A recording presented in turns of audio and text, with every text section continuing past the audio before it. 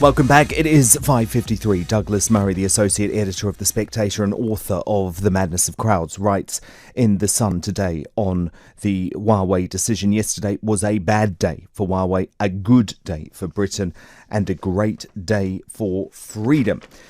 But Douglas, your piece also makes the very interesting point about why we're actually here in the first place. Why did Theresa May ignore so much advice for so many years about why this Huawei deal should never have gone through? Well, very good to be with you, Dan.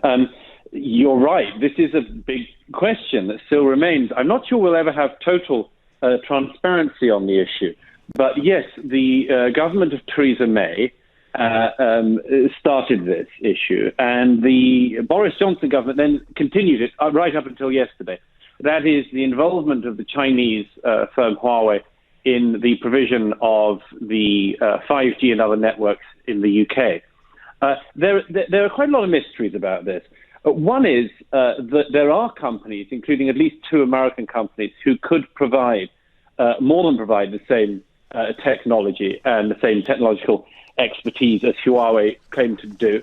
And what's more, without the significant security threat that all of our partners stressed existed if Huawei were the firm involved. This is the truly baffling bit, is that, as your listeners will know, Great Britain is one of the members of the Five Eyes intelligence sharing network. And the Five Eyes network is the world's best. It involves the English-speaking countries, the United Kingdom, the United States of America, Canada, New Zealand, and Australia. And we have an enormous intelligence sharing capability. And one of the things that was so striking about this whole business of Huawei was that our partners, not least the Australians, who have had very serious and first-hand experience of Chinese bullying, not to put it too strongly, in recent years, warned the United Kingdom not to go with Huawei. They said this is not a secure thing. It will give what is a Chinese state-controlled entity insight into almost everything that goes on in the UK if it goes on online. And these warnings were repeatedly, serially ignored. Now, I should just stress one other thing, which is that there was briefing that has been going on for more than a year now from people surrounding the intelligence services in the UK, saying that this warning wasn't being ignored, but that our own intelligence agencies in the UK were confident that they had insight into what Huawei would be doing and would be able to basically get the eyes on the situation that they required, and therefore it wasn't this risk. But still, this big question was, why even take that risk in the first place? And that is a question that I think we still don't know the answer to. And now, Douglas, it really feels like it was only the terrible Chinese Communist government's cover-up of the early days of the COVID-19 pandemic, and then their despicable behaviour in terms of removing democracy as much as possible from Hong Kong that made it possible in a way, or made it impossible for Boris Johnson and Dominic Raab to ignore the hawks like IDS in the Tory party. Well, there is something I should stress, by the way. I never like the term hawks because if you get into hawks and doves, everyone would prefer to be a dove than a hawk in some ways, wouldn't they? But yet, it isn't hawkishness so much as just clear-sightedness on this problem. You know, and that's what Ian Duncan Smith and other people in the Conservative benches in particular rightfully were warning the government about from the beginning. And there's something else about this which is very important. You just mentioned quite rightly this issue of, you know, the way in which Corona has sort of revealed something about Chinese state.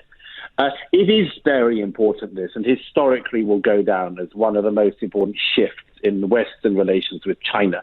The historian Neil Ferguson, a very distinguished historian, some time ago said something very interesting about this. He said, COVID, the coronavirus, is very similar in Chinese history to what happened in the Soviet Union when a certain very famous nuclear reactor went melted down. Now, you see, if indeed Corona is China's Chernobyl, it may well be for this reason, which is that it revealed something that the closed state in question had been trying to hide from the world about itself, about arguably its incompetence, or, if it isn't incompetence in the case of China, something much worse, which is that it knew that the virus was out, whether it was out from the wet market, which was the first explanation, or out of a Chinese laboratory in Wuhan, which many people, including some intelligence agencies, think. Nevertheless, China lied to the world. It disappeared scientists. It revealed itself as what it is, which is a totalitarian state which has many extraordinary financial benefits around and spreads its largesse around the world in its desire to become world number one. But it also behaves in the way that a state run by the Communist Party that runs it would behave. It covers up. It seeks to hide its embarrassment. And in so doing, it has given the world this disastrous virus, which has been immiserating our economies and which we'll all be living with for years to come. Yeah, and I don't think the British public now will forgive the Chinese government for that, whereas I think previously, being totally honest, most of us heard the term or the word Huawei and we got a bit bored, and something happened with COVID-19 and those images of the wet markets, and given it's affected our lives so badly, I think our public opinion has very much hardened. Yes, I mean, it's interesting as well, isn't it, that in America, Donald Trump and his Secretary of State, Mike Pompeo, have been warning for years about China's, among other things, ability to steal sectors of the American economy. Many people, as you know, in British and American firms have for years been trying to raise the alarm about the theft of information on an unbelievable scale by China and Chinese state-run companies. They have tried for years to highlight the mass copyright theft, one of the biggest thefts in history.